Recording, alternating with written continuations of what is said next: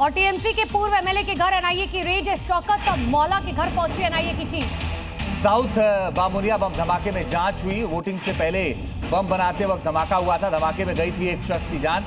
Body dispose करने के आरोप भी लगे थे। अब एनआईए इस पूरे मामले की जांच कर रही है।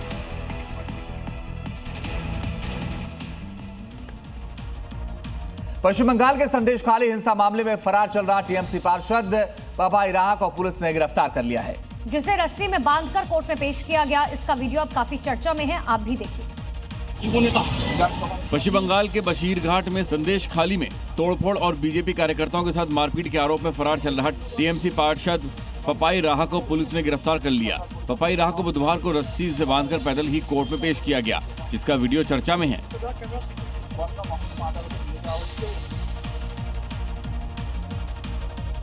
और अब देखिए दिल्ली की 5 बड़ी खबरें। मालवीय नगर आग हादसे के बाद बड़े एक्शन की तैयारी है। दिल्ली के उपराज्यपाल ने दिल्ली सरकार और अधिकारियों के साथ आपात समीक्षा बैठक की। निर्देश दिया 4 जून यानी कि आज से दिल्ली में 1 महीने का विशेष फायर सेफ्टी अभियान चलाया जाएगा।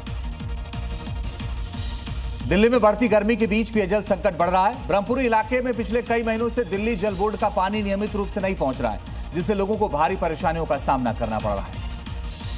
दिल्ली के मुस्तफाबाद में घर से युवक का शव मिलने से हड़कंप मच गया। मृतक का नाम यूनुस है, जिसका शव दूसरी मंजिल पर खून से लथपथ मिला। पुलिस की हत्या के एंगल से जांच कर रही है। फिलहाल पोस्टमार्टम रिपोर्ट का इंतजार।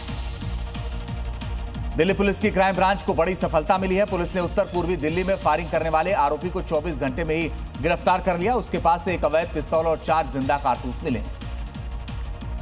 दिल्ली पुलिस की क्राइम ब्रांच ने कई दिनों से फरार अपराधी को गिरफ्तार किया। इस पर 20,000 रुपए का इनाम घोषित था। आरोपी ने नौकरी दिलाने के नाम पर 5 लोगों के साथ ठगी की थी। खबर है, अग्निकांड के बाद एक्शन में है सरकार। अवैध होटल पर शिकंजा कसा जाएगा दिल्ली सरकार की तरफ से।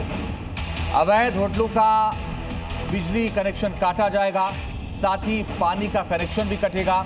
होटलों, नर्सिंग होम की जांच होगी। फायर सेफ्टी मानकों की भी जांच की जाएगी। आज से 1 महीने तक यह अभियान चलेगा। होटल, गेस्ट हाउस की जांच होगी, तय सुरक्षा मानकों की जांच होगी। उल्लंघन करने पर कड़ी कार्रवाई होगी। हिरासत में लिए गए लोकेश बजाज ने Malviya Nagar bed and breakfast योजना के तहत अपने साकेत स्थित घर पर भी होम स्टे बनाया है, जहां विदेशी आकर रुकते हैं। जी न्यूज संवाददाता प्रमोद शर्मा ने यहां का जायजा लिया। तो ये घर दिखाएंगे कि करोड़ों रुपए की कीमत वाला ये घर है, जो कि भ्रष्टाचार की कमाई से जो है कमाया गया है। किस तरीके से नियम कायदों को ताक पर रखकर जो B&B होता है, बेड एंड ब्रेकफास्ट, उसका लाइसेंस लेकर जो है कई होटल खड़े किए गए थे। और विदेशी जो टूरिस्ट यहाँ पर आते थे, इलाज के लिए आते थे और मेडिकल टूरिज्म के नाम पर आते थे, उन्हें ठहराया जाता था। फायर की NOC नहीं ली जाती थी। बिल्कुल इस तरीके का होटल बनाए गए थे कि मोटी कमाई करते थे और उसी कमाई से यहाँ पर यह रहता है। और इस घर के अंदर भी कुछ अफ्रीकन मूल के नागरिक इस बिल्डिंग के अंदर भी मौजूद है। तो ये संभावना जताई जा रही है कि कहीं यहाँ पर भी इसी तरीके का स्टे रहने के लिए तो नहीं बनाया हुआ। इसके अलावा होटल मालिक लवकेश बजाज की ग्रीन रेजिडेंसी नाम से एक और बिल्डिंग है, जिसमें विदेशी आकर रुकते थे। जी न्यूज संवाददाता ने ग्राउंड पर जाकर यहाँ का भी जायजा लिया। देखिए, B&B के नाम पे ये ग्रीन रेजिडेंसी है, जिसका एक पार्टनर जो लोकेश बजाज है वो उसके नाम पर है ये। और इस बिल्डिंग में भी बेसमेंट से लेके 4 फ्लोर तक होटल बना रखा है। कुल 28 कमरे यहाँ पे बनाए हुए हैं। और इस वक्त आप देख सकते हैं ये बेसमेंट है। ज़्यादातर जो अफ्रीकन नेशनल या विदेशी नागरिक है वो यहाँ पर आके रुकते हैं।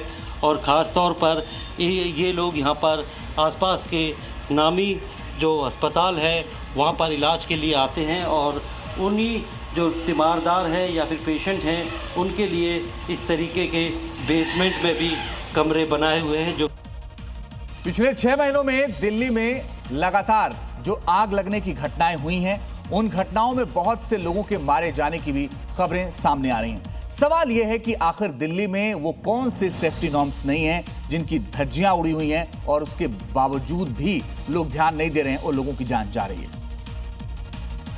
क्योंकि सवाल है कि आखिर होटल में जब 6 कमरे बनाने की इजाजत थी तो 25 कमरे कैसे बन गए? बिना फायर NOC के होटल कैसे चल रहा था? कमर्शियल बिल्डिंग में बिना मंजूरी होटल चलाने की परमिशन किसने दी? आने जाने के लिए केवल एक सक्रिय सीढ़ी थी और ग्राउंड रियलिटी आप खुद ही देखिए।